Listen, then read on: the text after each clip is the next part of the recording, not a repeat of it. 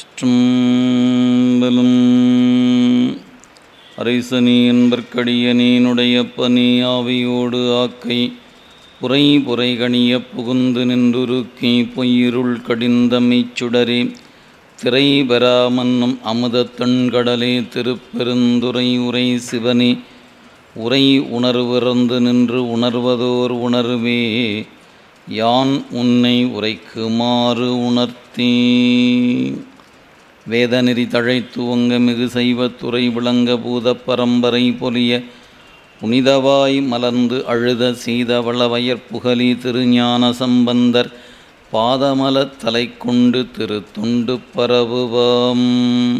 திருநாவுக்கரசு பல திருத்தொண்டின் நெறிவாழ வருஞானத் தவமுனிவர் வாகீசர் வாய்மை திகழ் பெரு நாமச்சீர் பரவலுருகின்றேன் பேருலகில் ஒரு நாவுக்கு உரை செய்ய உண்ணாமை உணராதேன்.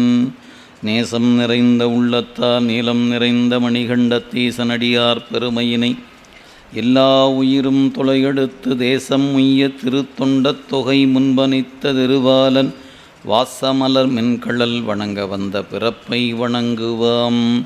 எழுதரு மறைகள் தேரா இறைவனை எல்லிக்கங்குல் பொழுதரு காலத்தென்றும் பூசனை விடாது செய்து தொழுது கை தலைமேலேற துளும்பு கண்ணீரில் மூழ்கி அழுது அடியடைந்த அன்பன் அடியவர்க்கு அடிமை செய்வாம். துக்கு சீர் திருத்தொண்டத் தொகை விரிவாக்கினால் சொல்ல வல்ல பிரான் எங்கள் பாக்கிய பயனாம் பதி குன்றை வாழ் செக்கிழாரடி சென்னி இருத்துவாம்.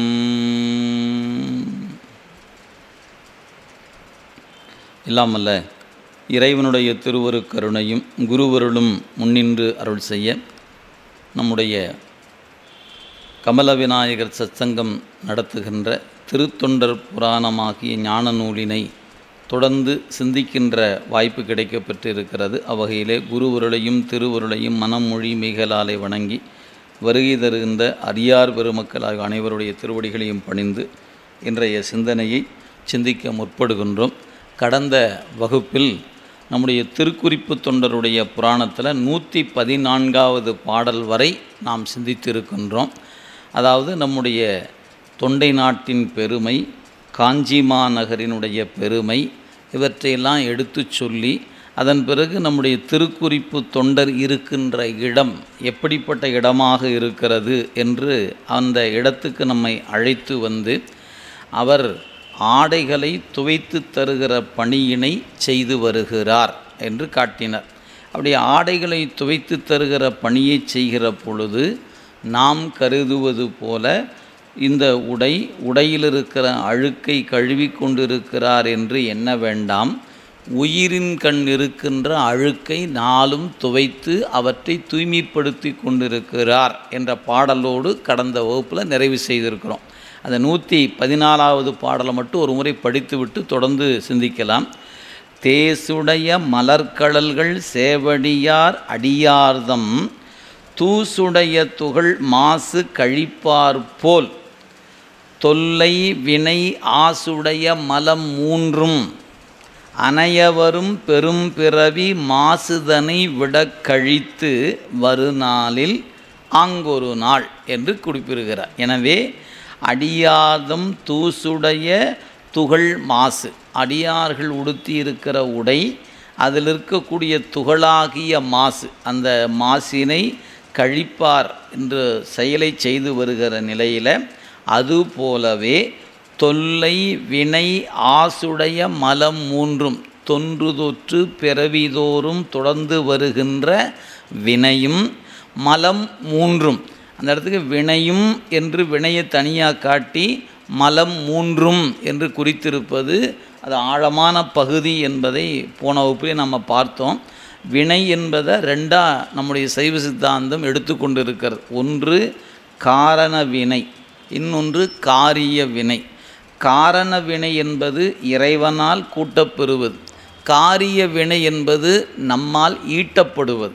எனவே இறைவன் கூட்டியது எதுவோ அது நமக்கு இந்த பிறவிக்கு கேபிட்டல் என்று சொல்லப்பெறுகிற வண்ணமாக உடலை கூட்டி வைத்த இறைவன் உடல் இயங்குவதற்கான வினையையும் கூட்டி வைத்தான் என்பதனால் வினை இறைவனால் கூட்டப்படுகிறது, உடம்பும் இறைவனால் கூட்டப்படுகிறது. எப்பொழுது?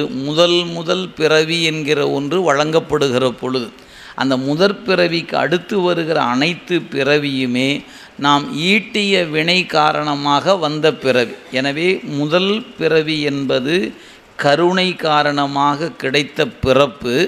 அடுத்தடுத்து வந்த பிறவிகள் அனைத்தும் கருமம் காரணமாக வந்த பிறப்பு என்பதுதான் சைவ சித்தாந்தம் தொடர்ந்து வலியுறுத்தக்கூடிய ஒன்று. எனவே உயிர் அனாதியே ஆணவம் என்கிற மாசினோடு தொடர்புடையது. இந்த உயிர் என்று இருந்ததோ அன்றே அதனோடு ஆணவம் என்கிற அறியாமையாகிய இருள் அதனோடு இருந்தது.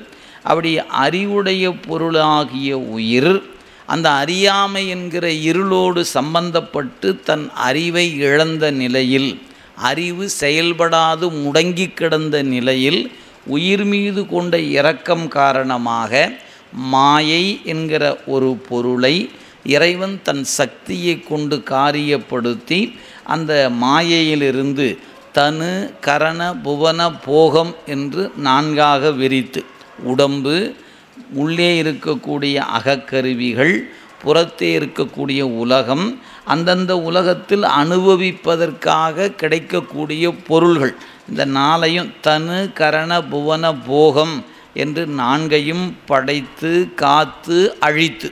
இப்போ இறைவன் படைத்தார் என்றால் இந்த தனுகரண புவன போகங்களைத்தான் படைத்தான். அவன் காப்பது உயிர்களையும் இந்த உலகத்தையும்.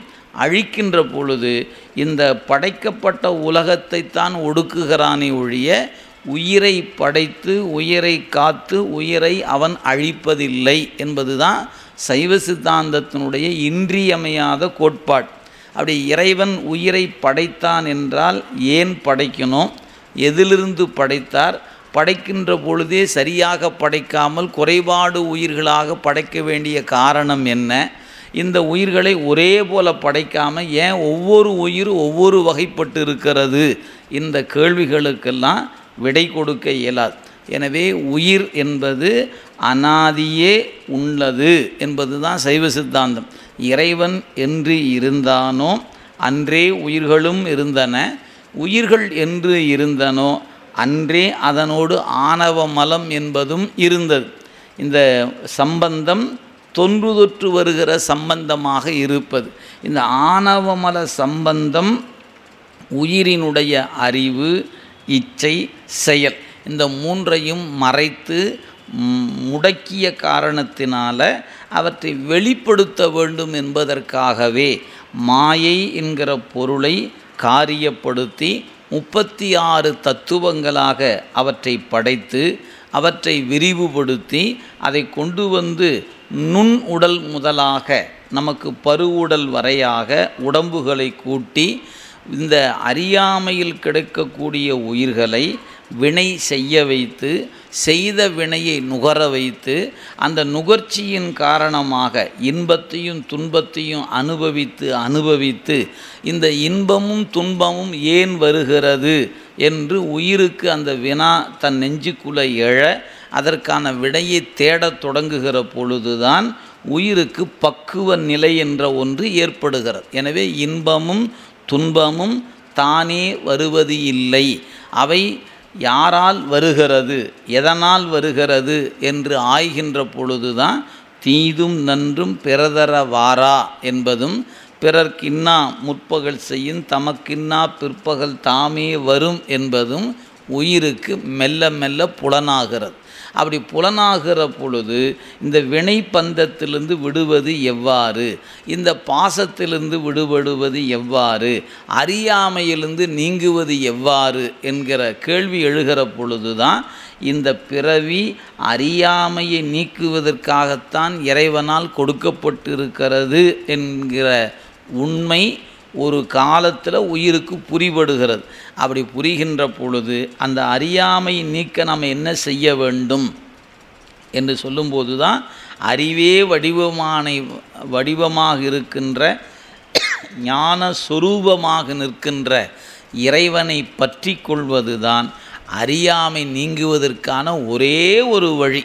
நிறையா வாய்ப்புகள்லாம் இல்லை. இருக்கிற ஒரே ஒரு வாய்ப்பு அறியாமை என்ற ஒன்று தன்பால் இல்லாது எப்போதும் ஞானமே வடிவமாக நிற்கின்ற பரம்பொருளை பற்றுவது தான் நம்மிடத்தில் இருக்கிற அறியாமை நீங்குவதற்கான வழி என்பதை உயிர் உணர்கிற பொழுது அந்த உயிர் தன்னை பற்றுவதற்கு இறைவன் இறங்கி வருகிற பொழுது அவன் பல்வேறு நிலைகளில் அருவத் திருமேனியாக, அருவுருவத் திருமேனியாக, உருவத் திருமேனியாக இறங்கி வர நாம் அவன் மீது அன்பு செலுத்த, கீழிருந்து உருவத் திருமேனி எடுத்து அன்பு செலுத்தி, அது பிறகு சதாசிவமூர்த்தி இடத்துல போய் சேர்ந்து சதாசிவமூர்த்தி இடத்துல இருக்கிற அன்பு வளர்ந்து முதிர்ந்து அருவத் திருமேனியாக அகப்பூசையில் இறைவனோடு ஒன்றுபடுகிற அறிவை பெற்று உள்ளே இருப்பவன்தான் எங்கும் இருக்கிறான் என்கிற உண்மை புலனாகிற பொழுது அந்த உயிர்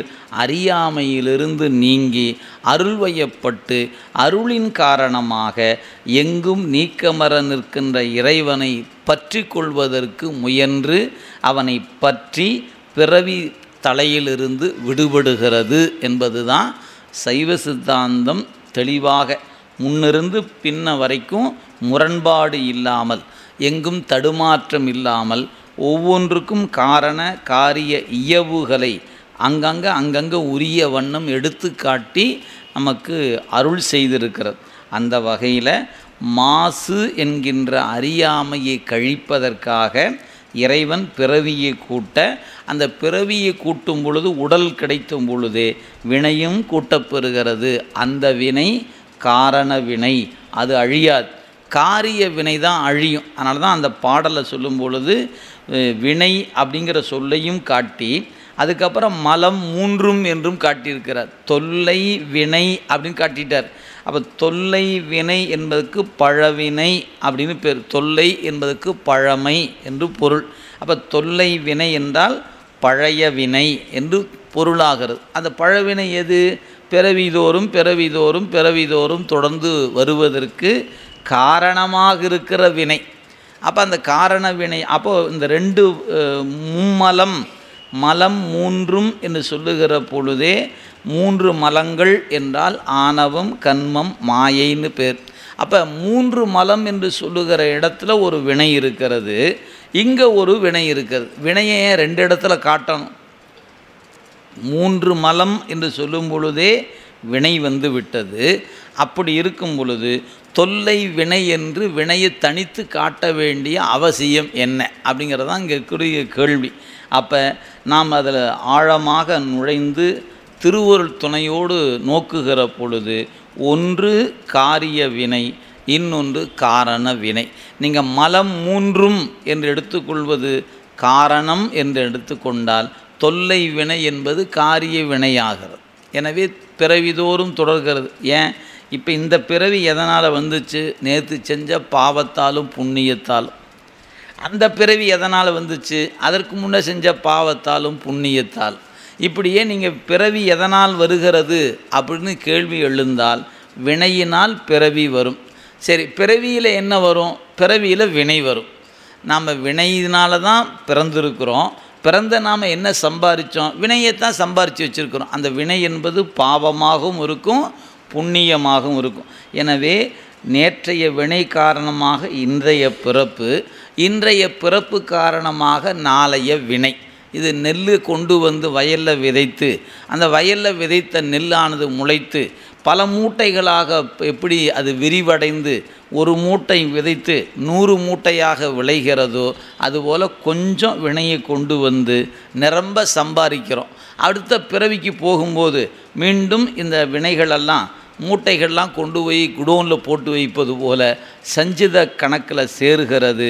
அடுத்த பிறவி வரும்போது மீண்டும் கொஞ்சம் எடுத்துகிட்டு வரோம், நிறைய சம்பாதிக்கிறோம்.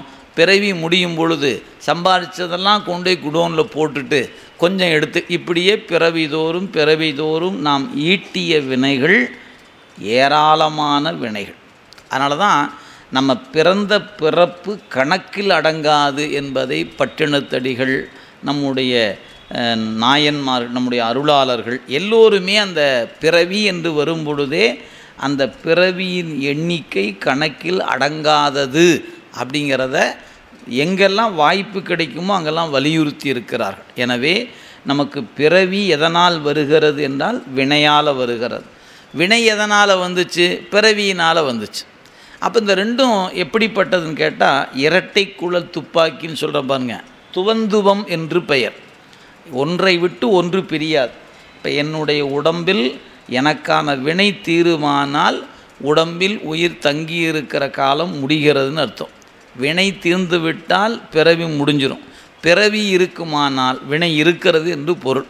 இப்போ நாளை காலை நாம் எழுந்திருக்கணும்னா அதுக்கான வினை இருக்கணும். அப்போ தான் காலையில் எழுந்திருக்க முடியும். அப்படி இல்லைன்னா இரவு உறங்கும்போதே வினை கணக்கு முடிஞ்சிருச்சுன்னா அவர் தூங்கும்போதே இறந்துட்டாருங்க அப்படிங்கிற கணக்கு தான் வறுமை ஒழிய நீங்கள் எழுந்து செயல்பட முடியாது. அப்போ செயல்படுவதற்கு வினை வேண்டும். அந்த வினை செயல்பாட்டுக்கு வரணும்னா பற்றுக்கோடாக உடம்பு என்ற ஒன்று வேண்டும். எனவே உடம்பும் வினையும் பிரிக்க இயலாத ஒன்று. ஆனால் ரெண்டு வேறு வேறு. உடம்பு வேறு, வினை வேறு. ரெண்டு ஒன்றல்ல. இது மாயை என்று பெயர், அது வினை என்று பெயர், அது கன்மம் என்று பெயர். எனவே இது கன்மமலம், அது மாயாமலம். இந்த ரெண்டு எதனால் வந்துச்சு? நம்மகிட்ட முதல்ல நம்ம இறைவன் இருக்கும்போதே நாம் இருக்கும்போது நம்மோடு இருந்தது ஆணவ மலம். அந்த ஆணவ மலத்தை நீக்கத்தான் இந்த ரெண்டை இறைவன் கூட்டினான். அப்போ ஒன்றை நீக்க ரெண்டை கூட்டினான் இறைவன். என்னங்க ஒன்றை நீக்க ரெண்டை கூட்டினாரே? ஆம், நம்முடைய ஆணவ மலம் வலிமையானது என்பதனால அது ஒரு கட்டினை நீக்குவதற்கு இரண்டு கட்டுகளை கட்டி நமக்கு பிறவி என்ற ஒன்றுக்கு உட்படுத்துகிறார். அப்படி பிறவிக்கு உட்பட்ட உயிர்கள் இறந்தும் பிறந்தும் பிறந்தும் இறந்தும் உழன்று அறியாமை என்ற இருள் தேய்ந்து தேய்ந்து தேய்ந்து தேய்ந்து ஒரு நாள் அது அறிவு வளர்ச்சிக்குரிய நிலை வரும்போது தன்னுள் இருக்கின்ற பரம்பொருளை உணர அதுகாரும் உள் நின்று உணர்த்தி கொண்டிருந்த பரம்பொருள் முன்னே குருவாக வந்து ஞானத்தை உணர்த்த அந்த ஞானத்தை பெற்ற உயிர்கள் திருவடி நோக்கி சென்று பிறவி கடலை கடந்துவிடும். அப்படி செல்லாத உயிர்கள் மீண்டும் பிறவி கடலில் கிடந்து தடுமாறிக்கொண்டு இருக்கும். எனவே பிறவி கடலை நீந்துவதற்கு இதுதான் வழி என்பதை நீதி நூலும் சொல்லியிருக்கிறது, திருமுறையும் சொல்லியிருக்கிறது, சைவ சித்தாந்தமும் சொல்லியிருக்கிறது. இதாங்க அடிப்படை. இதெல்லாம் அந்த ஒரு பாட்டுக்குள்ளே மொத்தத்தையும் ரெண்டே வரிக்குள்ளே அடக்கி காட்டிட்டார் சேக்கிழார் பெருமான். அவர் துணி துவச்சிட்ருக்காருன்னு நினச்சி ஏளனமாக பார்த்துட்ருக்காதீங்க. அவர் அழுக்கை நீக்கிக்கிட்டு இருக்கிறார். எந்த அழுக்கை? ஆணவம்னு ஒரு அழுக்கு சொல்கிறோமே, அந்த அழுக்கை நாள்தோறும் துவைச்சு நீக்கிறார். எப்படி துவைச்சு? சிவனடியாருடைய ஆடையை துவைச்சு கொடுத்து. அப்போ அறியாமை எப்படி நீங்கியதுன்னு கேட்டால் அடியார்களுக்கு பணி செய்து செய்து செய்து செய்து அவருடைய அறியாமை நீங்குகிறது. இந்த அறியாமை நீங்கும்போது அறிவு வளரும். அறிவு வளர்ந்ததுன்னா அந்த அறிவுக்கேற்ற அந்த நிலையை உணர்த்துவதற்கு இறைவன் முன்னே வர வேண்டிய கடப்பாடு உடையவனாகிறான். நீங்கள் அது வரைக்கும் அது வராது. அறியாமைக்குள்ளே கிடக்கிற வரைக்கும் நமக்குள்ளிருந்து இயக்குகிற பரம்பொருள் முன்னே வராது. எப்போ அறியாமை தேய்கிறதோ அப்போ முன்னே வருவதை தடை செய்ய இயலாது. இது ரெண்டுக்குள்ளே வேறுபாட்டை நீங்கள் புரிஞ்சுக்கணும். அந்த அறியாமை தேயாத வரை, அது தேய்ந்து போகாத வரை என்ன முயன்றாலும் புலப்பட மாட்டான். நீங்கள் நினைக்கிற குருநாதன் உங்கள் பக்கத்திலே இருக்கலாம், எதிரில் இருக்கலாம், அருகில் இருக்கலாம், பக்கத்து வீட்டில் கூட இருக்கலாம். ஆனால் அவர் தான் குருன்னு உங்களுக்கு தெரியாமலே ஓடிக்கிட்டு இருப்போம். ஆனால் அந்த அறியாமை என்று தேய்ந்து போகிறதோ அன்று தான் அந்த குருவை காணுகிற பொழுது, நேற்று இவரை பார்த்த பொழுது இல்லாத ஒரு உணர்வு இன்று அவரை காணும்போது ஏற்படுகிறது. இது எப்படி ஏற்படுகிறது? எதனால் ஏற்படுகிறது அப்படின்னு கேட்டிங்கன்னா, ஆராய்ந்து காரண காரியத்தை வெளிப்படையாக சொல்ல இயலாது. ஆனால் ஏதோ ஒன்று இருக்கிறது என்பது மட்டும் உணர முடியும். அது எது போல? 1000 பெண்ணை ஒரு தலைவன் பார்க்கிறான். ஆனாலும் தன் வாழ்நாளில் இந்த பெண் தனக்கு துணையாக இருக்கும் என்ற உணர்வு எதனால் ஏற்படுகிறது? அது முந்தைய பிறப்பினுடைய தொடர்ச்சி. அதனால தான் நுண் தந்தையும் என் தந்தையும் யாரோ, ஆனால் இன்று உன்னை நான் பார்த்த பிறகு வானிலிருந்து பெய்த மழைநீர் செம்மண்ணின் நிலத்தில் விழுந்தது போல என் நெஞ்சமும் உன் நெஞ்சமும் கலந்து விட்டது என்று சங்க இலக்கியம் எடுத்து காட்டியது. செம்புல நீர் போல அப்படின்னு ஒரே ஒரு வரியில் கலப்பை காட்டி முடித்திருக்கிறார் சங்ககால கவிஞர். அதே மாதிரி தாங்க குருநாதனுக்கு நமக்கும் இருக்கிற தொடர்பு. ஆக அந்த உயிர் பக்குவப்படாத வரையிலும் அந்த குரு நமக்கு புலப்பட மாட்டார். குரு என்பவர் நம்மளுடைய அறிவுக்கு முன்னே தோன்றி நின்றாலும் இவர்தான் குரு என்று அறிவு ஏற்றுக்கொள்ளாது. இதான் அதனுடைய நிலை. எனவே பக்குவப்படாது பரம்பொருள் குரு வடிவமாக முன்னே வராது அப்படிங்கிறது தான் சித்தாந்தம் தெள்ள தெளிவாக சொல்லியிருக்கு. அதனால தான் திருவருட்பயன் என்ற நூலில் சொல்கிறாரு, அருளா வகையால் அருள் புரிய வந்த பொருள் ஆர் அறிவார் புவி. நமக்கு அருள் செய்ய வேண்டும் என்பதற்காகவே வடிவம் தாங்கி வந்திருக்கின்ற அந்த இறை என்கிற பரம்பொருள் குரு வடிவமாக வருகிற பொழுது இந்த உலகம் அந்த பரம்பொருளை உணர்வதில்லை. சொன்னவர் உமாபதி சிவம்.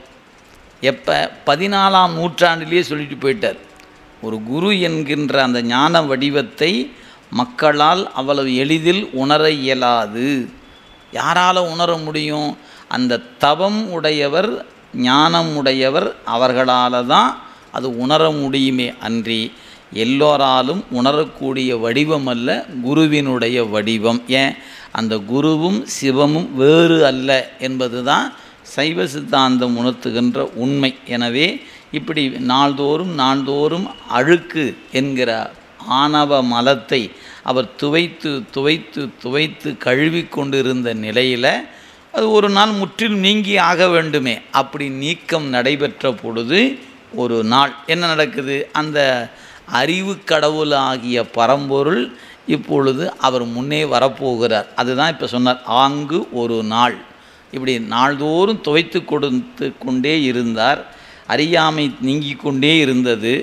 நீக்கம் முழுமை பெற்ற பொழுது இறைவன் அவரை தேடி வந்துட்டார். எப்படி வந்தார் சொல்றார் பாருங்க. அந்த இறைவன் நம் நாயனாரை தேடி வருகின்ற அந்த காட்சியை சேக்கிழார் நமக்கு காட்டுகிறார். பொன் இமய பொறுப்பறையன் பயந்தருளும் பூங்கொடி தன் நன்னிலைமை அன்று அளக்க எழுந்தருளும் நம்பெருமான். நன்னிலைமை அன்று அளக்க எழுந்தருளும் நம்பெருமான் தன்னுடைய அடியவர் தம் தனித்தொண்டர் தம் உடைய அந்நிலைமை கண்டு அன்பர்க்கு அருள் புரிவான் வந்து அணைவார். பெருமான் திருக்கைலாய மலையிலிருந்து இவரை பார்க்கறதுக்கு வர்றார். எப்படி வர்றார்? பொன் இமய பொறுப்பறையன் பயந்தருளும் பூங்கொடி, மலையத்துவசன் மகள் என்று போற்றப்பெறுகின்ற ஏலவார் குழலியாகிய உமை அம்மை. அந்த அம்மை காஞ்சிமா நகரில் வந்து கம்பையாற்றின் கரையில் இருந்து சிவபூசை பண்ணும் பொழுது அந்த பூசைக்கான பயனை தருகிற பெருமான் நேரையே தோன்றி கொடுத்தாரா? இல்லை.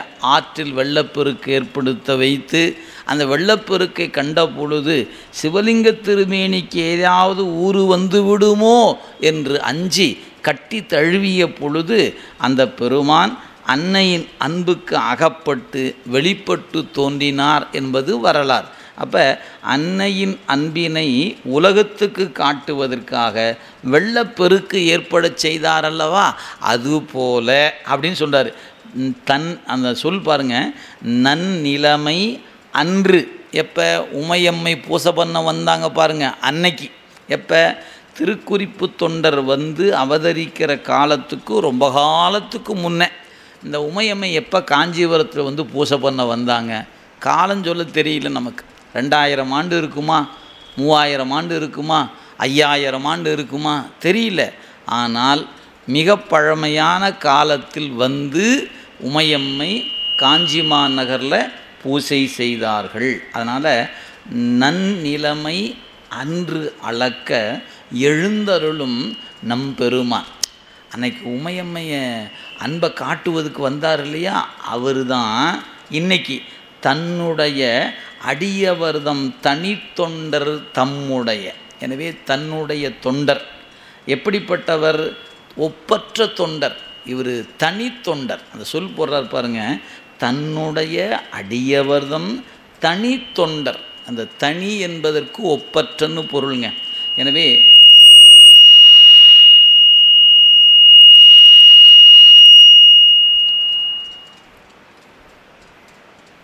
தன்னுடைய அடியவர்தம் தனி தொண்டர் தம்முடைய அந்நிலைமை கண்டு. என் நிலைமை கண்டு? அறியாமை நீங்கி நிற்கிற நிலை கண்டு, அறிவு விளங்கி தோன்றுகிற நிலை கண்டு, பக்குவ நிலை கண்டு, இனி அவருக்கு தாமதமின்றி அருள் செய்தாக வேண்டும் என்ற நிலை கண்டு, அந்நிலைமை கண்டு அன்பருக்கு அருள் புரிவான். நீங்கள் நல்லா அந்த வார்த்தை கவனிக்கணும். அருள் புரிவான் வந்தடைந்தார். இப்போ இந்த இடத்துக்கு நாமளாக இருந்த என்ன நினைப்போம்? தன்னுடைய தொண்டரை சோதிப்பதற்காக வந்தடைந்தார் அப்படின்னா நாமளாக இருந்தால் இந்த இடத்துக்கு சொல்ல போட்டிருப்போம். ஆனால் சொல்பவர் தெய்வ சேக்கிழார் பெருமான். அதனால் அவர் தொண்டரை சோதிக்கலாம் வரலைங்க, அந்த அன்பு நிலை கண்டு அருள்பாலிப்பதற்காக வந்தார். என்ன அருள் செய்ய போகிறாரு? வரலாறு முடியும் போது நாமளே தெரிஞ்சுக்க போகிறோம். அதனால் அருள் புரிவான் வந்தடைந்தார். எப்படி வரார்? அந்த தோற்றத்தை சேக்கிழார் காட்டுறா பாருங்கள். ஒரே பாட்டில் சொல்கிறார். சீதமலி காலத்து திருக்குறிப்பு தொண்டர்வால் ஆதுலராய் மெலிந்து மிக அழுக்கடைந்த கந்தையுடன் மாதவ வேடம் தாங்கி மால் அறியா மலரடிகள் கோது அடையா மனத்தவர் முன் குறு நடைகள் கொல குறுகி. அப்படியே ஒவ்வொரு சொல்லும் அப்படியே மணிமணியாக அப்படியே ஒன்றா போகிறார். என் திருக்குறிப்பு தொண்டரை நம் பெருமான் காண வருகிற காலம் மழை காலம், சீதமலி காலத்து, நல்ல மழை பொழிகின்ற காலம். அதனால் ஒரு குளிர்ச்சி நிலவுகிற காலம். சீதம்னா குளிர்ச்சி, அது மலிந்த நிலை. எனவே சீதமலி காலத்து அப்படி. அப்போ இந்த மழை என்பது பெய்து முடித்து அடுத்தது பனி தொடங்குகிறது பார்த்திங்களா? அப்படிப்பட்ட ஒரு காலம். ஏன்னா மழை இப்போ நமக்கு இயற்கை அமைப்பு அப்படித்தான் நமக்கு இருக்கிறது. அப்போ நமக்கு இப்போ அந்த வெயிற்காலம் முடிந்து இப்போ மழை காலம் தொடங்குகிறது. இப்போ ஐப்பசி கார்த்திகை அப்படின்னா மழை பெய்யும். ஐப்பசியில் அடைமடை அப்படின்னு சொல்லுவோம். அப்படியே கார்த்திகை முடிந்து மார்கழி அப்படி வரும்போது பனி தொடங்குகிறது. கார்த்திகையிலேயே பனி தொடங்கிடும். அப்படி தொடங்கும்போது முன்பனி காலம் பின்பனி காலம் அப்படி ரெண்டாக பிரித்து அந்த பனியினுடைய உச்ச நிலை ஒன்று இருக்கும். அது மார்கழி மாதம் அப்படிங்கிறோம். தையில் தரையே நடுங்கும் அப்படின்னு சொல்லுகிறோம். தை முடிஞ்சு மாசி சிவராத்திரி வரைக்கும் அந்த பனிகாலத்தினுடைய காலம் அப்படின்னு பார்க்குறோம். அப்போ கார்த்திகை மார்கழி தை இந்த 3 மாதமும் நீங்கள் கார்த்திகை என்பது மழையும் இருக்கும், பனி தொடங்குகிற காலமாக இருக்கும். மார்கழி வரும்போது பனியாகவே இருக்கும். அதே போல் தையிலும் பனி இருக்கும். அப்படி மெல்ல மெல்ல உச்சத்துக்கு போனது மெல்ல மெல்ல குறைந்து கொண்டே வருகிற நிலை. அப்போ இறைவன் வந்தது என்ன காலம் அப்படின்னு கேட்டால் ஒரு பனி காலத்தில் வந்தாருன்ட்டார். அப்போ இது கார்த்திகை மாதமாக இருக்கலாம், இந்த மழையும் பெய்ய குளிரும் இருக்கக்கூடிய காலமாக இருக்கலாம் அப்படின்னு நம்மளாக கருதிக்கிறோம். ஏன்னா பின்ன நடக்கிற நிகழ்ச்சியை வச்சுக்கிட்டு, ஏன்னா இப்போ மழை பெய்ய போகுது, அதனால் இது கார்த்திகை மாதமாக இருக்கலாம் அப்படின்னு நாமளாக கருதிக்கிறவங்க. சேக்கிழார் பெருமான் கார்த்திகைன்னு குறிக்கலை, ஆனால் சொல் குறிப்பு தராரு. சீதமலி காலத்து, சீதம் என்பதுனா குளிர். எனவே குளிர் காலத்து திருக்குறிப்பு தொண்டர்பால், தன்னுடைய அன்பராகிய திருக்குறிப்பு தொண்டர்பால் எப்படி வந்தாராம்? ஆதுலராய். இந்த ஆதுலர் அப்படிங்கிற சொல்லுக்கு ஏழை அப்படின்னு பாருங்க. அவரை பார்க்கும்போதே எப்படி இருக்குது? ஏழை அடியவர். அவருடைய தோற்றம் எப்படி இருக்குதுன்னு கேட்டால் ஒரு ஏழை அடியவராக ஆதுலராய், அதே சமயத்தில் மெலிந்து. ஏன் பார்த்தாவே தெரியுது, சாப்பிட்டு 2-3 நாட்கள் ஆயிருக்குமோ. நல்லா சாப்பிட்ற ஆளியா ஆள் வாட்ட சாட்டமாக இருக்கிறாரு. அப்படி தோற்றத்தோடு சாமி வரல. அப்படியே காற்றடிச்சா கீது உடஞ்சி விழுந்துட போகிறாருயா, பறந்து போயிட போகிறாரு. ஏன் ரொம்ப மெலிந்த தோற்றத்தோடு. ஏன் இவர் ஏழை என்பதாலும் இவர் சாப்பிட்டே சில நாட்கள் ஆகியிருக்கக்கூடும் அப்படின்ற அந்த பார்க்கும்போதே ஒரு நமக்கு என்ன ஒரு இரக்க உணர்வு வரணும். சிவசிவா சிவசிவா வாங்கய்யா வாங்க வாங்க, எப்படி இருக்கிறார் பாருங்கள், மெலிஞ்சு போயிருக்கிறார், சாப்பிட்றதே இல்லை போல் இருக்குதே அப்படின்னு பார்க்கும்போதே உங்களுக்கு தோற்றம் வந்துடணும். இது அதாவது முதல் காட்சியிலேயே நெஞ்சத்தில் நமக்கு அது பதிய வைக்கணுங்க. இது நம்ம இன்றைக்கி திரைப்படங்கள் போன்றவற்றில் பார்த்திங்கன்னா இந்த ஃபஸ்ட் சைட் அப்படிங்கும்போதே அந்த நாயகன் எப்படிப்பட்டவரும் மனதுக்குள்ளே ஒரு பதிவை கொடுத்தா தான் பின்ன சொல்லுகிற காட்சிகள்லாம் மனதில் பதியும். அது மாதிரி இப்போ சேக்கிழார் பெருமான் இறைவனை காட்டும்போதே அவர் ஏழை அடியவராக மெலிந்த தோற்றத்தோடு எப்படி வராராம், அழுக்கடைந்த கந்தையுடன். அந்த போட்டுக்கிற துணி எப்படி இருக்குன்னா அழுக்கேறிய துணி. நம்ம சொல்லணும்னு வச்சுக்கலாம், இதுக்கு மேலே அந்த துணியை அழுக்காக்க முடியாது. அவ்வளவு அழுக்கோடு ஒரு நாமளாக இருந்தால் இது ஒரு சட்டையான்னு போடுவோம், தூக்கி எரித்து தலையை சுற்றி வீசி எறிஞ்சிடுவோம். இது அவ்வளவு அழுக்காகி போச்சு. அப்படிப்பட்ட ஒரு அழுக்கேறிய கந்தையோடு. கந்தை அப்படின்னா என்ன தெரியுங்களா, நைந்து போதல்னு பேருங்க. இப்படி லேசாக கொஞ்சம் இழுத்திங்கன்னா கிழிஞ்சு போயிடும். அப்படிப்பட்டதுக்கு கந்தைன்னு பேருங்க. அதனால் எப்படி இப்போ நல்லா புது சட்டை போட்டு வரக்கூடாதா ஐயா, இல்லை நல்லா துவைச்சி சட்டை போட்டு வரக்கூடாதா? துவைச்சி சட்டை போட்டு வந்தால் இவர்கிட்டையும் தேடி வருவானே, அது வேறு இடம் போகிற இடம். இப்போ அவர் வருவது இவர் என்ன பணி செய்தாரோ அதற்கு ஏற்றார் போல. இதாங்க இறைவன் தொண்டர்களை காண வரும்போது அவரவர் அவரவர் பக்குவத்துக்கு ஏற்ப வருவர். நம்ம பார்த்தோம், அமர்நீதியாருடைய திருமடத்துக்கு வரும்போது ஒரு பிரம்மச்சாரி கோலம் தாங்கி வந்தார். நம்முடைய இறைவன் அந்த கந்தை கையில் கொடுக்கும்போது சொல்கிறார், கந்தை இது ஒலித்து நீ வேகமாக கொடுக்கணும், கடிது வேகமாக தரணும் அப்படின்னு சொல்லும் பொழுது நாயனார் சொன்னார், அந்தி படுவதன் முன் தருகிறேன் என அவரும் நாயனாரும் சொல்ல, கந்தை இது ஒலித்து உனக்கு கடிது இன்றே தாரீரேல். நீ இந்த உடையை துவைச்சு அழுக்க நீக்கி எங்கிட்ட கொண்டு வந்து மாலைக்குள்ளே கொடுக்கலைன்னா ஒன்றை நினைவில் வைத்துக்கொள், என் உடம்புக்கு துன்பம் செய்தவன் ஆகிவிடுவாய். நினைவில் வைத்துக்கொள். ஏன், எங்கிட்ட இருக்குது ஒரே ஒரு ஆடை தான், இருக்கிற ஆடையும் உங்கள்கிட்ட கொடுத்துட்டு நீ எடுத்து போய் துவைச்சி தரன்னு போய் போட்டு நீ கொண்டு வந்து கொடுக்கலன்னா ஐயோ இரவில் என்னால் குளிர் தாங்கி கொள்ள முடியாது. யார் சொல்கிறா? கைலாயத்தில் இருக்கிற சாமி. பனி மலைக்குள்ளே உட்கார்ந்துருக்கிற பெருமான் எனக்கு குளிர் தாங்காது, அதனால் நீ என்ன பண்ணணும், இன்றைக்கி மாலை நேரத்துக்குள்ளே கொண்டு வந்து தர முடியும்னா வாங்கிட்டு போ. இப்போ கூட ஒரு வாய்ப்பு தரேன் சாமி, மன்னிச்சுக்கணும், மேகம் வேற ஒருவாறு கருத்த மேகம் போல் தெரியுது, கொடுக்க முடியலன்னா என்ன அப்படின்னு ஏதாவது சொல்லலாம்ல? இல்லை சாமி நீங்கள் அஞ்ச வேண்டாம், நான் கண்டிப்பாக கொடுத்துருவேன். ஏன்னா அவர் கொடுக்குற வரைக்கும் மழை வருவதற்கான சாத்தியக்கூறே இல்லை. சாமி அப்படி ஒரு வேலையோடு தான் வரார். அதை சொல்லார் பாருங்கள். எனவே கந்தை இது ஒலித்து உனக்கு கடிது இன்றே தாரீரேல், நீ மட்டும் இன்றைக்கி கொடுக்கலன்னா இந்த உடற்கு இடர் செய்தீர், எனக்கு துன்பம் செய்தவன் ஆகிவிடுவாய், நினைவில் வைத்துக்கொள் அப்படின்னு இந்தா அப்படின்னு கொடுத்தார். அதை வணங்கி வாங்கி கொண்டு வேகமாக ஓடுகிறார் நம்முடைய திருக்குறிப்பு தொண்டர்.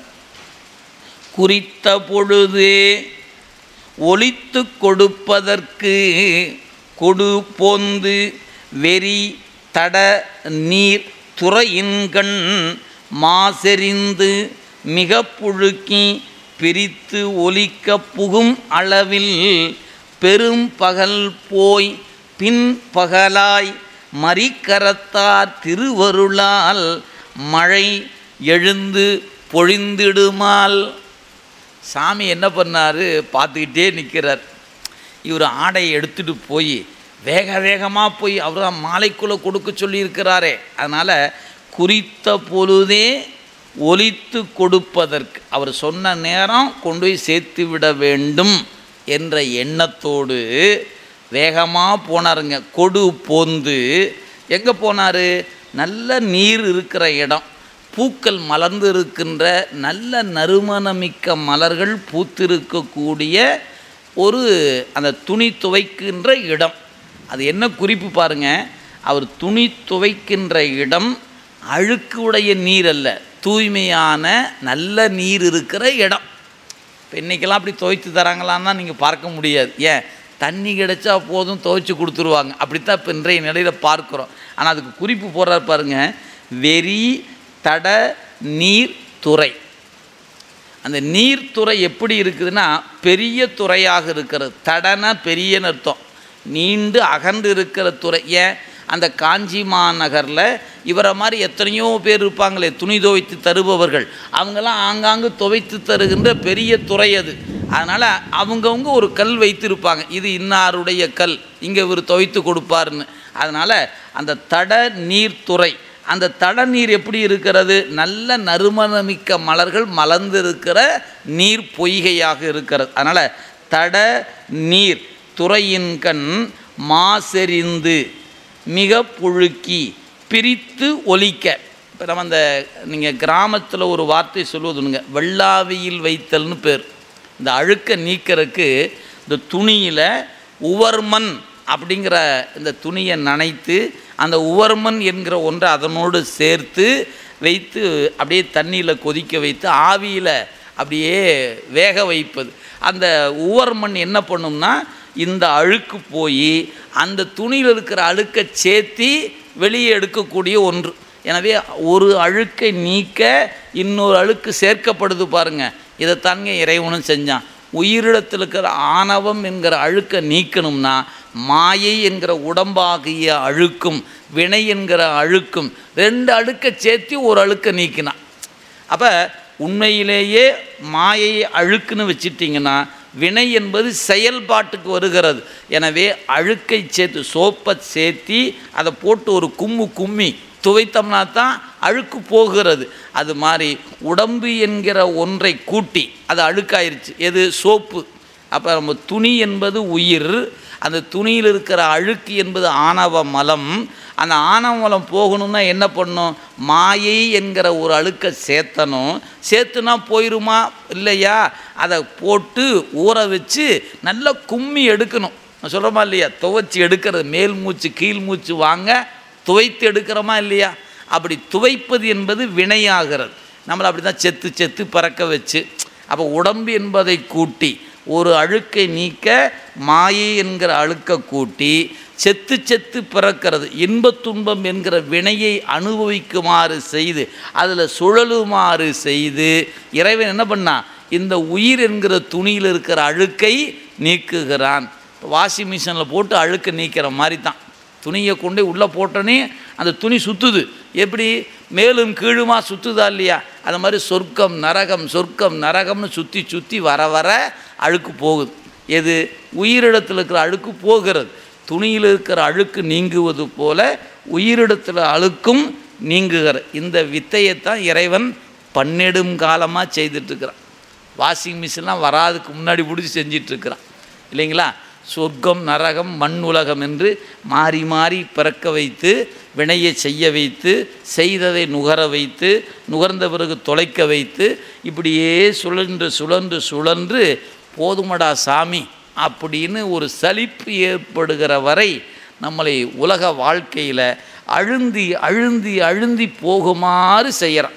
அப்படி அழுந்தி போனவர்கள், சலிப்பு ஏற்படுகிறவர்கள் இந்த சுழற்சியிலிருந்து விடுபட வேண்டும் என்று எண்ணம் வருகிற போது தான் வெளியே எடுக்கிறான். இவனை பக்குவம் ஆயிட்டான், இனி இவனுக்கு உபதேசம் பண்ணி இவனை திருவடியில் சேர்த்திடலாம் அப்படின்னு சாமி செய்கிறார்.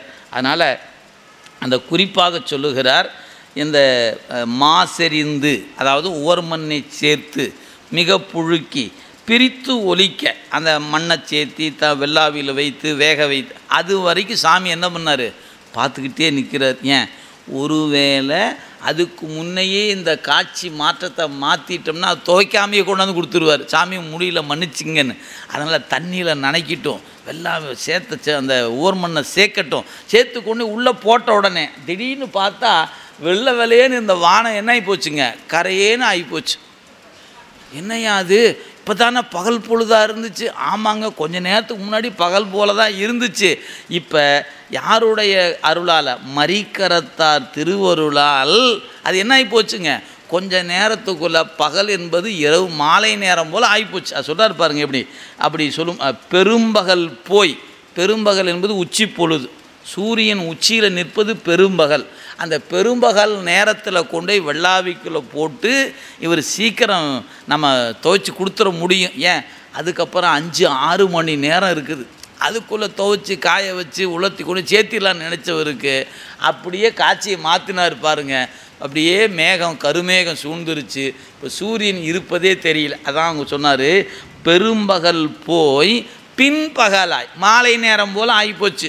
சூரியனுடைய கதிர்கள் மறைத்த நிலையில் இதெல்லாம் எப்படி நடந்துச்சு? மரிக்கரத்தார் மான் மழு ஏந்தி இருக்கிற பெருமான் இருக்கிறாரே, அவருடைய திருவருளால் இப்போ என்னாச்சு? இந்த மேகம் மறைச்சது மட்டும் இல்லைங்க, மழை வேற பெய்ய ஆரம்பிச்சிச்சு. இப்போ பாட்டில் மழை வரக்கு முன்னாடி நமக்கு மழை வந்திருக்குது. அதான் பார்க்கும். எனவே மழை எழுந்து பொழிந்திடுமால், அப்படியே பொழிந்த மலை எப்படி இருக்குது? அப்படியே அடர்ச்சியாக மழை பெய்தது. நாயனார் என்ன செய்வது என்று தெரியாமல் விழி பிதுங்கி நிற்கிறார். தோற்ற நிலை பாருங்க. அந்த அடுத்த பாட்டில் சொல்றார், திசைமயங்க வெளி அடைந்த செறிமுகிலின் குழாம் மிடைந்து மிசை சொரியும் புனல் தாரை விழி நுழையா வகை மிடையா அசை உடைய மனத்து அன்பர் அறிவு மறந்து அருந்தவர்வால் இசைவு நினைந்து அழிந்து இனி யான் என் செய்கேன் என நின்றார். இப்போ சொல்கிறாரு, இப்படியே இந்த மழை பெய்ய ஆரம்பித்த உடனே அந்த மழை எப்படி இருந்ததுன்னா அடைமழையாக இருந்தது. இந்த மழை பெய்யும்போது லேசாக தூறுவது ஒன்று இருக்குதுங்க, கொஞ்சம் கூடுதலாக பெய்யும். இது வரைக்கும் நமக்கு ஒரு பொருள் என்ன எதுக்கால தெரியுதுன்னு பார்க்க முடியும். நல்ல அடைமழையாக நம்ம சொல்கிறோம் கனமழை அப்படிங்கிற பாருங்க. அந்த கனமழை பெய்யும்போது எதிரில் இருக்கிற பொருள் தெரியாது. நம்ம வாகனம் ஓட்டும் போது நீங்கள் பார்த்து தெரியும். அப்படியே லேசாக மழை பெய்துட்டுன்னா ஒரு லைட்டை போட்டு வண்டி ஓட்டிகிட்டே இருப்போம். கொஞ்சம் தூரம் போக போக மழை கடினமாச்சுன்னா மழை துளி விழும்போது எதிரில் இருக்கிற பொருளே தெரியாத அளவுக்கு இருக்கிறத பார்க்குறோம். வண்டியை ஓரங்கட்டி கம்முன்னு நிறுத்திக்கிறோம். ஏன், இந்த கண்ணினுடைய விழியினுடைய பார்வை அந்த மழை துளியை ஊடுருவி கொண்டு எதிர்க்கிற பொருளை பார்க்க முடியாத அளவுக்கு அடர்த்தியாக பெய்தான். அந்த வார்த்தை போடுறார் பாருங்க, செறிமுகிலின் குழாம் மிடைந்து, அப்படியே கருமேகங்கள் சூழ்ந்து அப்படியே மழை கொட்டுது கனமழையாக. மிசை சொரியும் புனல் தாரை அப்படியே அடுத்தடுத்து விழுகிறது. அந்த புனல் தாரை விழி நுழையா வகை, அப்படியே மழை பெய்யுது, எதிரே இருக்கிற பொருள் என்னன்னு இந்த கண்ணின் பார்வை ஊடுருவி கொண்டு எதிர்க்கிற பொருளை பார்க்க முடியல. அப்படி ஒரு கனமழை பெய்கிறது. நினச்சி பாருங்க, நாயனார் கலங்கி போயிட்டார். நம்ம இப்போ கொண்டு வந்து கொடுத்து விடுகிறேன்னு சொல்லி அந்த அடியாற்றை வாங்கிட்டு வந்தோமே, ஐயையோ அவர் வேற சொன்னாரே அந்தி படுவதன் முன் கொடுக்கணும், எனக்கு குளிர்னா ஆகாதுன்னு வேற சொன்னாரே, இப்படி வேற மழை பெய்யுதே, நான் என்ன பண்ண போகிறேன் அப்படின்னு திகைத்து போய் அப்படியே அசைவில்லாத தொண்டருடைய நெஞ்சம் அசைந்து நிற்கிறது. கலங்கி போய் நிற்கிறார். அதான் சொல்றார், வகை மிடைய அசைவுடைய மனத்து அன்பர்னர். அசைவில்லா மனத்தன்பர்னு சொல்லுவதுதான் வழக்கம். ஆனால் இப்போ அவருடைய உள்ளம் என்ன ஆகி போச்சு? கலங்கி நிற்கிற. ஏன், அடியாருக்கு குறித்த நேரத்தில் குறித்தவாறு தருகிறேன் என்று சொல்லி கொண்டல்லவா வாங்கிட்டு வந்தோம். அப்போ உரிய நேரத்துக்கு கொண்டு சேர்க்கணும் அல்லவா? அப்படி சேர்க்கலைன்னா அவருக்கு நாம் தீங்கு செய்தவர் ஆகி விடுகிறோம். சிவனடியாருக்கு தீங்கு செய்வதா இந்த திருத்தொண்டு? ஐயோ, அடியவருக்கு நாம் தீங்கு செய்து விட்டோமோ அப்படிங்கிற நினைப்பு அவர் நெஞ்சத்துக்குள்ள ஒரு கலக்கத்தை ஏற்படுத்த அறிவு மறந்து சொல் போட்டார் பாருங்க. அந்த இந்த இந்த கலக்கம் ஏற்பட்ட உடனே அறிவு தன் செயல்பாட்டு நிலைகளை மறந்து போச்சுட்டார். ஏன்னா ஒரு வாய்ப்பு இருந்துச்சு, ஆனால் அது அறிவுக்கு எட்டாமையே போயிடுச்சு அவருக்கு. அது என்னங்கிறது பின்னே சொல்ல போகிறார்.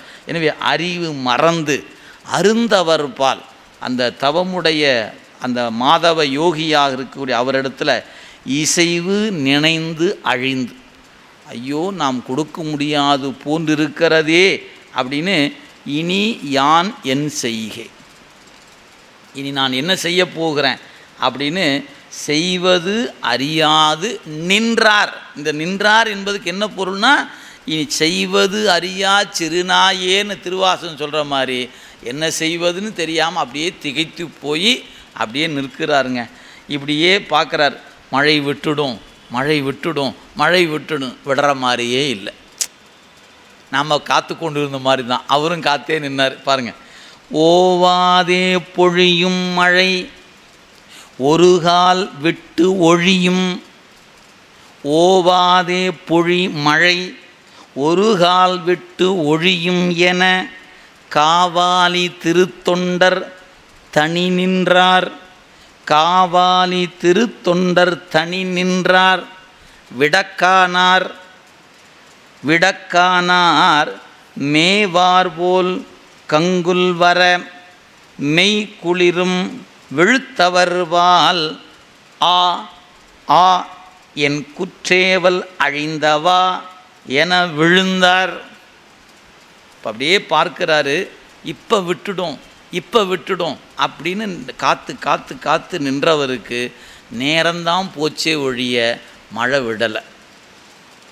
அப்படியே விடாது இருப்பதை பார்த்த பொழுது காவாலி, சிவபெருமானுக்கு கபாலின்னு பேர் இல்லைங்களா, அந்த கபாலி என்பதை காவாலி அப்படின்னார். அந்த காவாலி திருத்தொண்டர், சிவபெருமானுடைய திருத்தொண்டர் தனித்து நிற்கிறார். ஏன், மற்றவங்கெல்லாம் மழை வருதுன்னு துணி துவைக்கிறதுக்கு யாரும் வரல, இவர் தான் கொண்டு வந்து வைத்தவர். வெள்ளாவியில் விட்டுட்டு எடுத்து வச்சு துவைச்சி காய வச்சு கொண்டு கொடுக்கணுமேன்னு வந்தவர் அந்த வெறி மலர் நீர் தடமாகிய அந்த பொய்கையில் தனித்து நிற்கிறாருங்க. ஒருத்தரும் இல்லை. மழை கொட்டுது, இவர் மட்டும் தனித்து நிற்கிறார். எப்படி நின்றுப்பார்? மழை நனைந்து நின்றுருப்பார். அந்த மழை என்பது வெளியிருந்து பார்க்குறதுக்கு ஒரு மழை தான், ஆனால் ஆழமாக செஞ்சால் அதுதான் கருணையாகிய மழை. அப்படியே கருணை மழைன்னு நனைஞ்சு நிற்கிறார். எது செய்வதெரியாது திகைத்து நிற்கிறார். அப்படியே நேரம் கடந்து கடந்து போக போக அவருடைய மனதுக்குள்ளே என்ன வந்துச்சு? உண்மையுடைய தவம் உடையவர் என்ன சொல்லி கொடுத்தாரோ அதை என்னால் செய்ய முடியாது போன்றிருக்கிறதே. ஆ ஆ, இந்த ஆ ஆ என்பது இரக்க குறிப்புன்னு பேருங்க.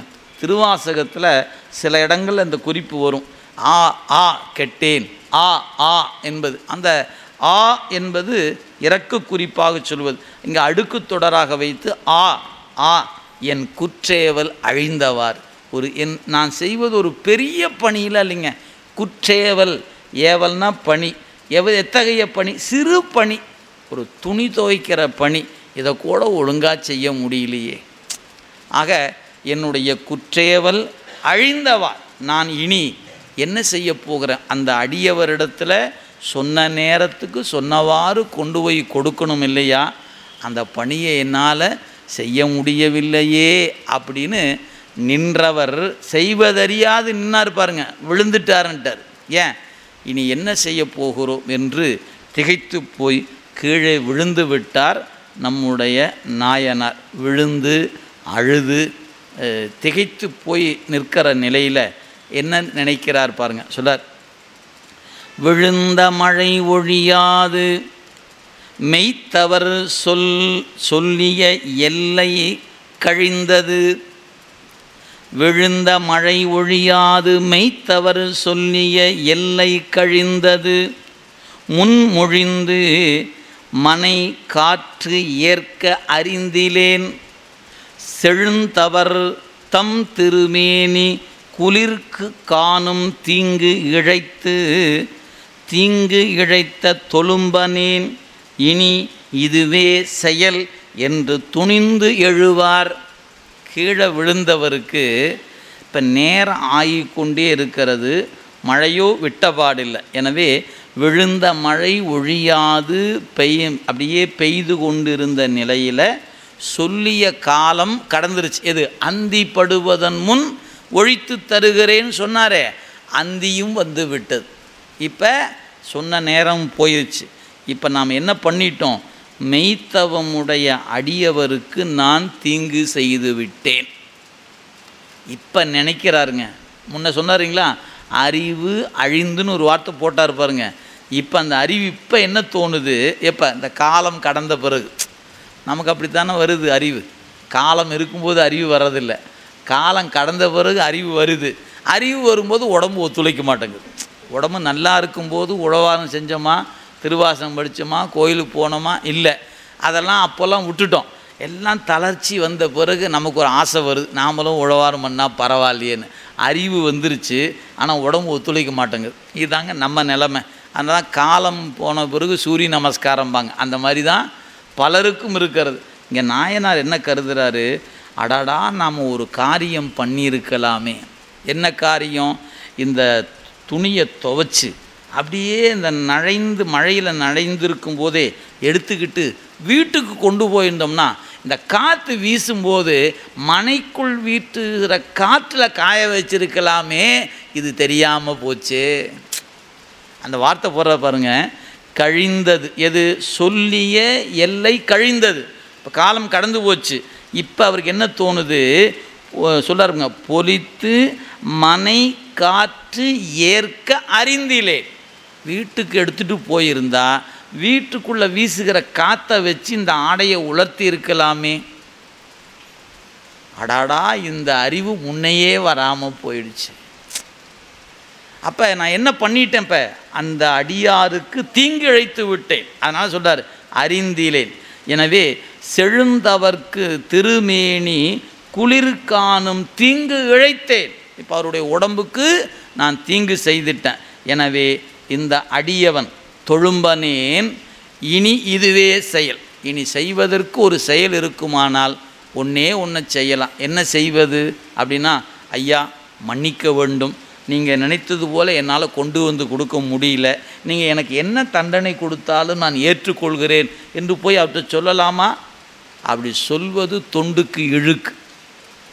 என்ன நினைக்கிறாரு, தொண்டு எப்போது தடைபடுகிறதோ இனி உயிர் வாழக்கூடாது. இதுதான் நாயனார் கொண்ட கொள்கை. பல நாயன்மார்கள் அப்படி தாங்க வாழ்ந்திருக்கிறாங்க. அதனால் என்ன நினைக்கிறாரு, இப்போ அந்த துவைத்து தருகிற கல் இருக்கிறது, துணி இருக்கிறது. எனவே இந்த கல்லில் தானே பல தொண்டருக்கு நாம் துணி துவைத்து கொடுத்தோம். எனவே எப்போது இந்த தொண்டு தடைப்பட்டதோ இனி உயிர் வாழக்கூடாது என்று கருதி என்ன பண்ணாருங்க, தன் தலையவே துணியாக நினைத்து அந்த துணி துவைக்கக்கூடிய கல்லில் வேகமாக போய் மோதணும்னு முடிவெடுத்து கொண்டார். போய் மோதுகிறார். அப்படி மோதும்போது என்ன நடக்குது சொல்றார் பாருங்க. கந்தை புடைத்திட எற்றும் கற்பாறை மிசை, கந்தை புடைத்திட எற்றும் கற்பாறை மிசை, தலையை சிந்த எடுத்து எற்றுவன். துணியை எப்படி வேகமாக ஓங்கி துவைக்கிறோமோ அதுபோல் இந்த தலையை கொண்டு போய் அந்த பாறை மேலே வேகமாக போய் துவைக்கணும் அப்படின்னு முடிவு பண்ணார். அப்படின்னா என்ன ஆகும்? உயிர் போகும், வேற ஒன்றும் இல்லை. அது சொல்றார், சிந்தை எடுத்து எற்றுவன் என்று அணைந்து செழும் பாறை மிசை, அந்த துணி துவைக்கிற அந்த கற்பாறையின் மீது தம் தலையை புடைத்து எற்ற, அப்படியே வேகமாக வந்து மோதுறார். அப்படி மோதுகிற பொழுது அப்பாறை தன்மருங்கு, அந்த எப்படி கண்ணப்ப நாயனார் கண்ணை இடந்த பொழுது சிவலிங்க திருமேனியிலிருந்து ஒரு கை வந்து அவரை பிடித்து கண்ணப்ப நில், கண் அப்ப நில் என்று 3 முறை அந்த வாக்கு எழுந்ததோ அது மாதிரி இப்போ அந்த பாறையில் ஓங்கி தலையை கொண்டு மோத போனார் பாருங்க. அந்த தலையை பூ போல ஒரு கை தாங்கி கொண்டது. சொல்கிறார் பாருங்க, வந்து எழுந்து பிடித்தது, வந்து எழுந்து பிடித்தது அணி வலை தழும்பர் மலர் செங்கை.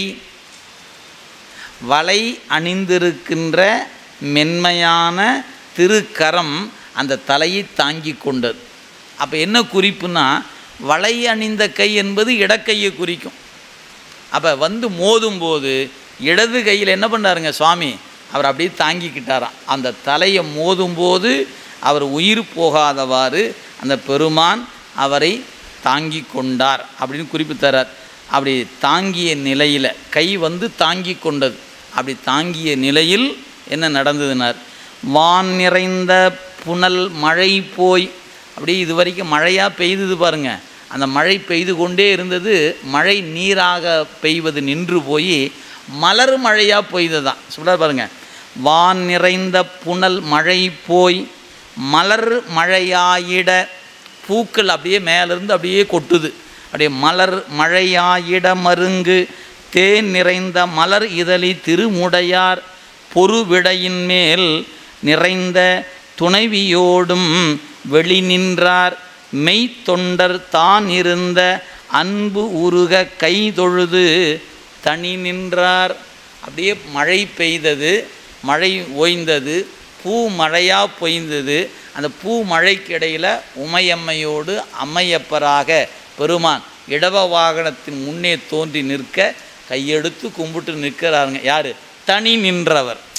முன்னையும் தனியாகத்தான் நின்னார், இப்போவும் தனி நிற்கிறார். அப்படி தனி நின்ற நிலையில் இறைவன் அவர் என்ன அருள் செய்தார்? நீ நம் உலகத்துக்கு வாப்பா போகலான்னு கூட்டிகிட்டு போகிறார். அந்த பாட்டை சொல்லி நிறைவு செய்யலாம் அந்த புராணத்தை பாருங்கள். முன்னவனார் நேர் நோக்கி முக்கண்ணர் மூ உலகும் நின் நிலைமை அறிவித்தோம், மூ உலகும் நின் நிலைமை அறிவித்தோம், நீயும் இனி நீடிய நம் மண் உலகு பிரியாது வைகுவாய் என அருளி அந்நிலையே எழுந்தருளி அணி ஏகாம்பரம் அணைந்தார். அப்படியே அந்த பெருமான் முன் நின்ற தன்னுடைய நாயனாருக்கு முன் காட்சி கொடுத்த இறைவன் முன்னவரை நேர் நோக்கி முக்கண்ணர், முக்கண்ணுடைய பெருமான் என்ன சொன்னார்? மூ உலகம், மேலுலகம், மண்ணுலகம், கீழுலகம், இந்த மூன்று உலகத்திலும் இதோ என் தொண்டனுடைய அன்பை பார் என்று இந்த உலகத்துக்கு நான் காட்டியிருக்கிறேன். அப்போ இறைவன் வந்தது நாயனாரை சோதிப்பதற்காக அல்ல, தன் தொண்டருடைய அன்பை உலகத்துக்கு காட்டுவதற்காக. அந்த வரி அப்படியே தெளிவாக கொடுத்துட்டு பாருங்க.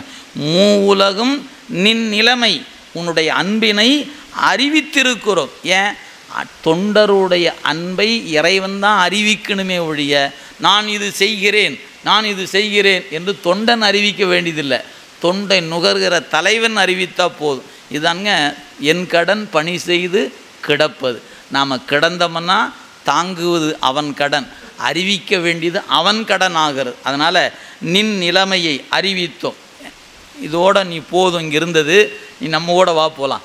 இனி நீயும் நம் எப்படிப்பட்ட நிலையான உலகம், மண் உலகு, இங்கே மண் உலகுன்னு சொல்லிங்க 3 சுழி இன் போட்டிருந்தா இந்த மண் உலகம், அதை போடலை.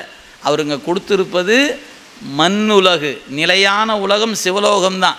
அந்த நீயும் நீடிய நம் உலகு பிரியாது வைகுவாய், இனி என்னை விட்டு நீ எப்போதும் பிரியாது சிவலோகத்தில் வந்து இருப்பாயாக என்று இறைவன் அவருக்கு அருள் செய்ய, அப்படியே அவர் துணி துவைத்த கோலத்தில் நின்றார் பாருங்க. அந்நிலையே அப்படியே அவர் சாமியும் புறப்பட்டு போய் சேர்ந்தார், நாயனாரும் இறைவரோடு கலந்தார். அந்நிலையே எழுந்தருளி அணி ஏகாம்பரம் அணைந்தார் என்ற இந்த பாட்டை சொல்லி கடைசி ஒரு பாட்டுங்க படிச்சிருவோம். அடுத்த புராணத்தின் தோற்றுவாய் அதிலேயே இருப்பதனால அடுத்த நாளை அதை விரிவாக பார்த்து கொள்ளலாம். சீர்நிலவு திருக்குறிப்பு தொண்டர் திருத்தொழில் போற்றி பார்க்குலவு தாதைதால் அற எறிந்தார் பரிசு உரைக்கேன் பேர் அருளின் மெய்த்தொண்டர் பித்தன் என பிதற்றுதலால் ஆர் உலகில் இதன் உண்மை அறிந்து உரைக்க இசைந்து எழுவார். இந்த பாட்டில் ஒரு கேள்வி இருக்கிறது, அது என்னென்னு நாளை பார்க்கலாம். ஆனால் சொல்லிய வரலாற்றை ஒரு வரியில் முடிச்சிட்டார். அந்த ஒரு வரி மட்டும் பொருள் பார்த்து கொள்ளுங்க.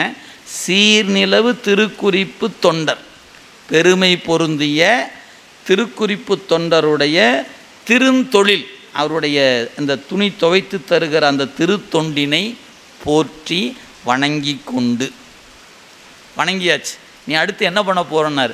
சண்டீச நாயனாருடைய வரலாற்றை சொல்லப் போகிறேன் என்று தொடங்கியிருக்கிறார். நாளை அந்த பாடலுடைய எஞ்சிய வரிகளை நாளை சிந்திப்போம் என்று சொல்லி இறைவன் திருவருளால் இன்றைய நாளில் இயல்பாக நாம் கருதியது அல்லங்க, அவருக்கு எப்படி ஒரு சின்ன இடர்பாடு வந்ததோ அது மாதிரி நமக்கும் இந்த புராணம் சொல்ல சொல்ல மழை பெய்து கொண்டே இருக்கிறது. என்ன, இங்கே மலர் மழை தான் இல்லை, மாறி என்கிற மழை பெய்கிறது.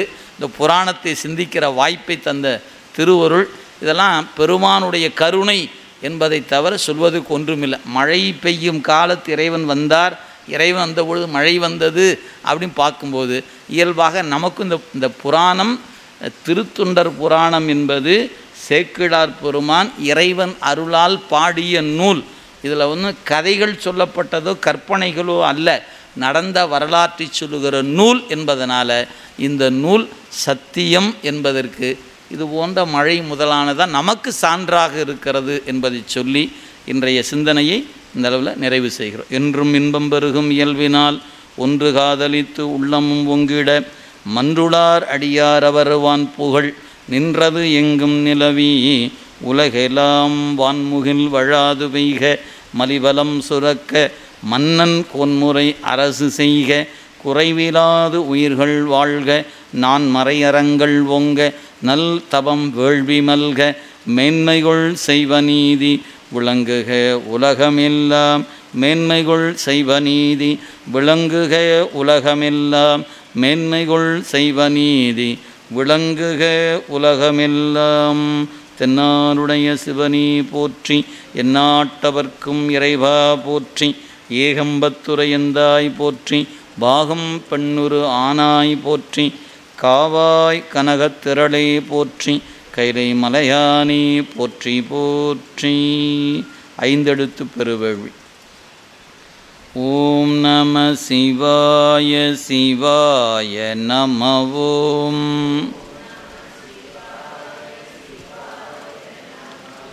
ஓம் நம சிவாய சிவாய நம. ஓம்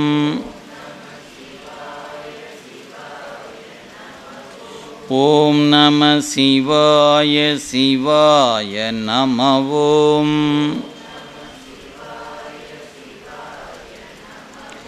ஓம் நம சிவாய சிவாய நம. ஓம்